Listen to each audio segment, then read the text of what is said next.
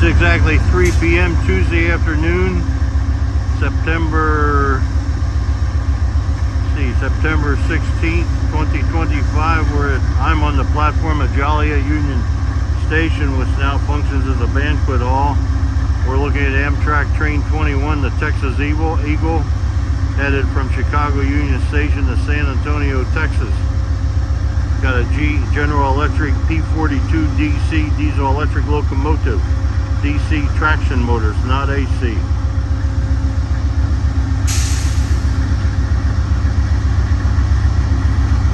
He's headed from Chicago Union eyeball number 21.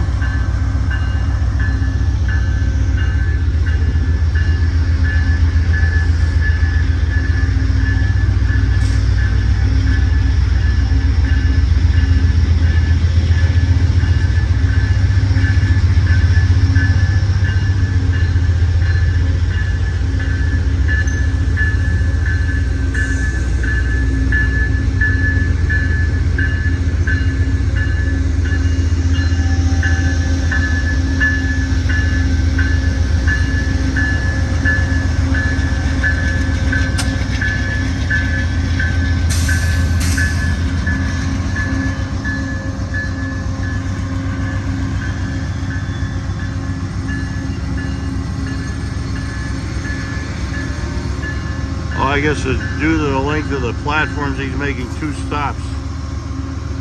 One for coach passengers, one for sleeping car passengers. And normally train 21 here, the Texas Eagle, when it gets to San Antonio tomorrow, 3 times a week, I think one Superliner sleeping car, one Superliner coach is transferred to Amtrak train number 1, the Sunset Limited. It operates from New Orleans Passenger Terminal to Los Angeles Union Station, but he only runs 3 times a week.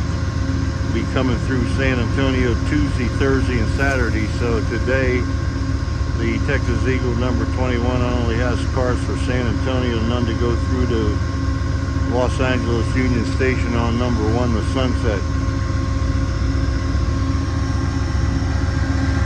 And he's on the former main line of the Gulf Mobile, Ohio Railroad between Chicago and St. Louis. This is now the Union Pacific Railroad Joliet subdivision. These 2 near tracks are the BNSF Railway Chillicothe subdivision, the part of their Southern Transcon between Chicago and California, originally the main line of the Atchison, Topeka, and the Santa Fe Railway. The single track is the former Chicago, Rock Island, and Pacific Railroad main line. In this direction, it is freight only with an Iowa Interstate freight in each direction, Council Bluffs, Iowa, Blue Island, Illinois, and 1 CSX transportation freight each direction between Utica, Illinois, and Chicago, mostly with sand coming out of the Utica area.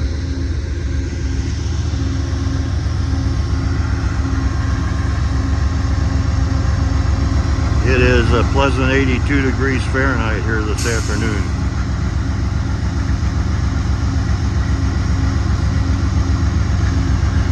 Eyeball 21.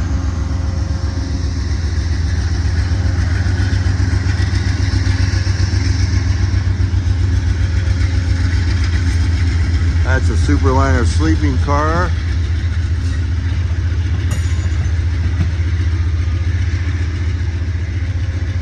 Another Superliner sleeping car. Superliner diner lounge car. Fortunately now, Superliner sightseer lounge car has been returned to the Texas Eagle. A Superliner coach. A Superliner coach. A Superliner coach. A Superliner sleeping car, Superliner coach.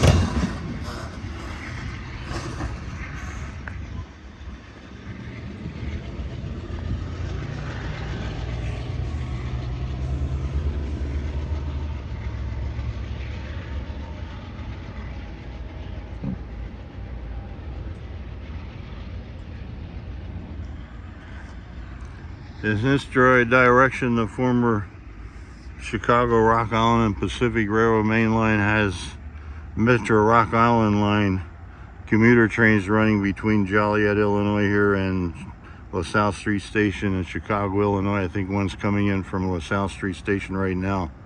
Let's get them coming in here.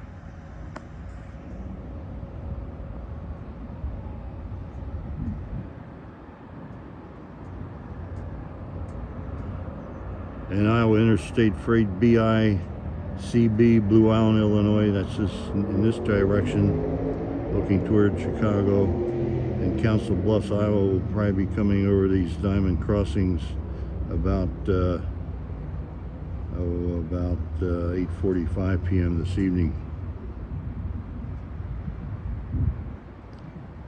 Now take a look at these diamond crossings. I'll explain. They're very, very unusual. The wheel flanges of freight trains on the single track former Rock Island line have to actually go over the rails of the BNSF Railway and the Union Pacific Railroad. I'll explain that later.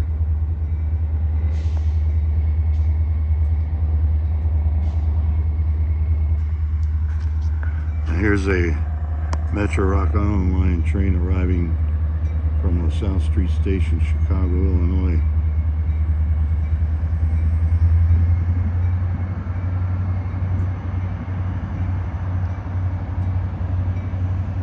And he has Motive Power Industries Boise, Idaho plant MP36PH-3S diesel electric locomotive with components inside such as the diesel engine manufacturer where my career was based, Electromotive Division, General Motors Corporation, LaGrange, Illinois plant.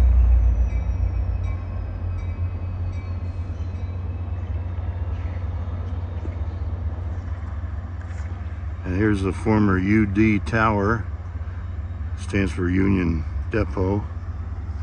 And here's Joliet Union Station, the upper level, now used as a banquet hall for things like wedding receptions. And let me go over and tell you a few things about Joliet and the diamond crossings in the station.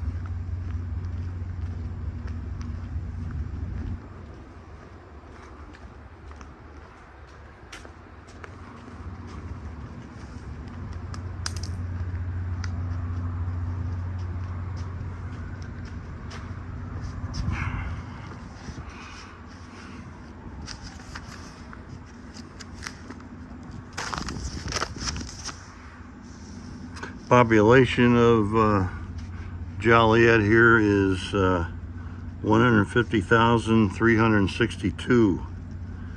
Joliet Union Station here was opened in 1912, closed in 2014. It's owned by the city of Joliet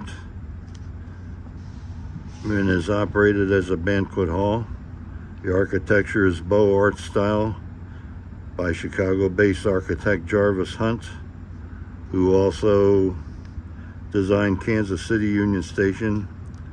It was listed on the National Register of Historic Places in 1978 in recognition of its architecture, replaced by the Joliet Transportation Center in 2018, over here where we saw Amtrak 21 stopped. And the station also has Amtrak Lincoln service trains operating between Chicago Union Station and St. Louis, Missouri, and the Lincoln service / Missouri River Runner train operating in each direction 7 days a week between Chicago Union Station and Kansas City Union Station in Missouri, and Mondays through Fridays 3 Metra Heritage corridor trains in each direction between Joliet here and Chicago Union Station.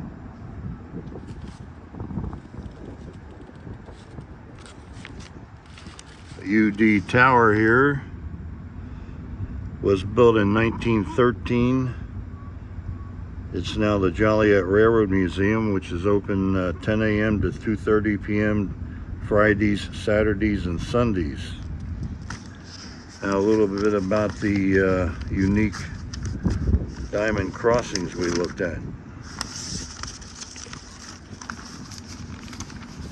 They are called OWLS crossings for one-way low speed.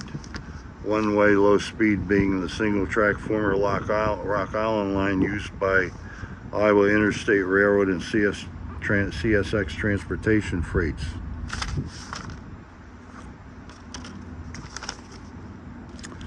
One-way low-speed diamond frogs are used in their namesake diamonds, often referred to as OWLS diamonds. These types of frogs are analogous to jump frogs and turnouts.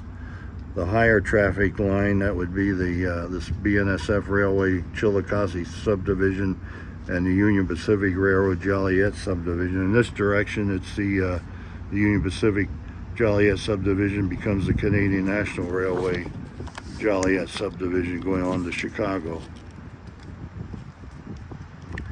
Anyway, these types of frogs are analogous to jump frogs and turnouts. The higher traffic line crosses the diamond on a normal rail surface in tread-bearing mode, and the lower traffic line crosses over the higher traffic line in flange-bearing mode. The wheel flanges actually go over the rails, not through the rails of the two BNSF railway tracks and the two Union Pacific Railroad tracks. Because there is no flangeway gap to cross on the higher traffic lines, vehicles using this line can cross the diamonds at the maximum speed allowed by the track design. Because the lower traffic line is in a situation where gauge restraint is reduced, and because it has to cross over the flangeway gap for the higher traffic lines, vehicles using this line are limited to speeds at or below 10 miles per hour. OWLS diamonds are commonly used where a rail line with very little traffic operating at low speed crosses a rail line with considerably more traffic operating at higher speeds. The secondary run flange-bearing surface uses explosion-hardened manganese castings. The one-way low-speed crossing is used at locations where the traffic on the secondary track has low tonnage, speeds not exceeding 10 miles per hour, and very few trains. I think I'm repeating myself a little bit, excuse me. The high impacts associated with wheels jumping the flangeway gaps on conventional crossings are significantly reduced with the OWLS crossing by the use of flange-bearing ramps on the secondary track.